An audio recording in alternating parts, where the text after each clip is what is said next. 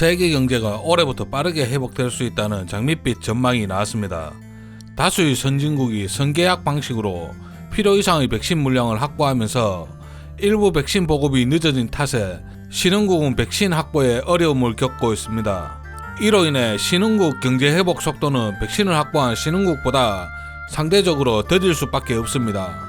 따라서 선진국의 경제 회복 속도는 올해 2분기 이후 빨라지고 신흥국은 올해 말부터 회복 궤도에 올라 내년에 글로벌 경기 회복을 이끌게 될 것이라는 전망입니다.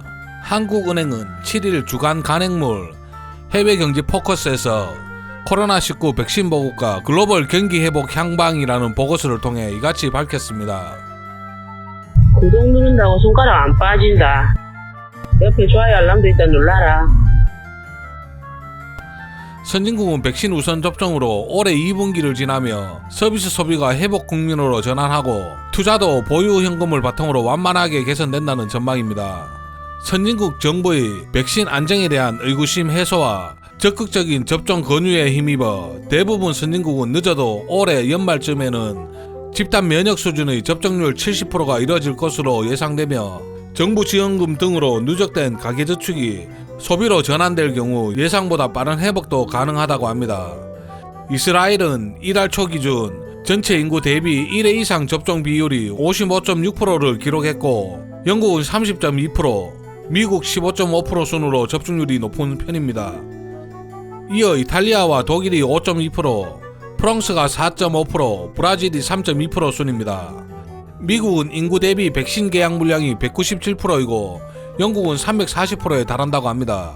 유럽연합 또한 231%이고 일본도 129%로 과다하게 물량을 보유하고 있습니다. 하지만 신흥국의 경우 백신 물량 자체가 부족한 데다 공급 시기도 선진국 보급 이후로 늦춰질 가능성이 커 내년 중반 이후에나 집단 면역이 가능할 전망입니다. 인도네시아, 태국, 말레이시아, 베트남, 필리핀 등 아세안 5개 국가는 바이러스를 잘 통제해왔으나 백신 확보와 접종은 중남미보다 더딜 것으로 예측되어 신흥국도 나라별로 편차가 클 것으로 예상했습니다. 한국과 일본 등 아시아 국가들은 세계 경기 회복에 힘입어 수출 증가세가 이어질 것으로 전망됐지만 다만 신종 바이러스 감염병 이전 수준을 회복하는 시기는 중국을 제외한 대부분의 나라가 내년 상반기 정도가 될 것으로 예상된다고 합니다. 중국은 자체 개발 백신이 있지만 집단 면역 달성 시점을 서두르지 않을 것으로 전망했습니다. 보고서는 중국은 감염병 우려를 낮은 수준으로 통제하고 있어 내년 중반 집단 면역 달성을 목표로 백신 접종을 순차 진행할 것이라며 백신 공급으로 자국의 글로벌 지위 향상을 추구하는 전략적 활용 가능성도 있다고 말했습니다.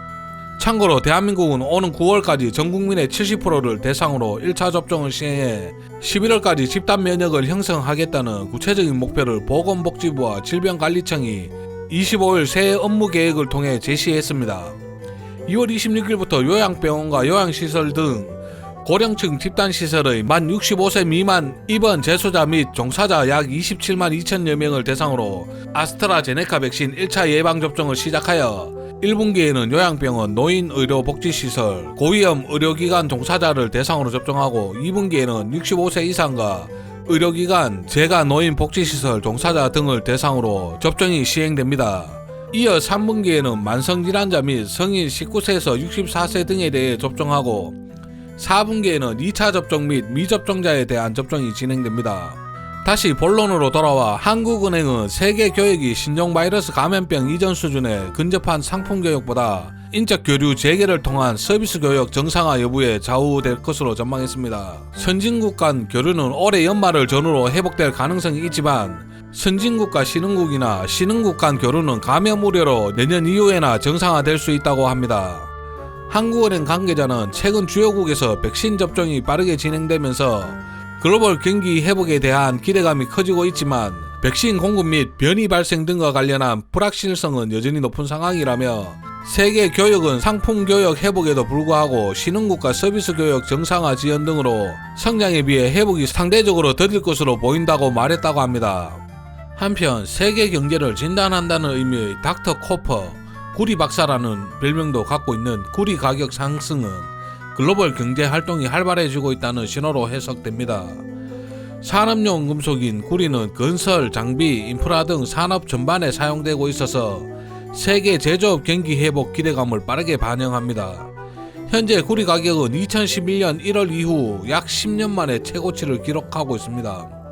구리와 함께 산업재 3총사로 불리우는 철강석과 알루미늄 가격 또한 크게 올랐습니다. 주택 건설업 같은 전통 제조업부터 전기차, 태양광 패널, 리튬이온 배터리 등 미래 핵심 산업까지 거의 모든 산업에 두루 활용되는 구리는 전기 자동차에는 내연기관 자동차 대비 3배, 신재생 에너지 생산에는 전통 에너지 대비 12배 많은 구리가 필요하다고 합니다. 하지만 최근에 ICS 구리 학회에 따르면 2020년 11월까지 구리 공급 부족 규모가 전년 대비 17만 톤 증가했다고 합니다.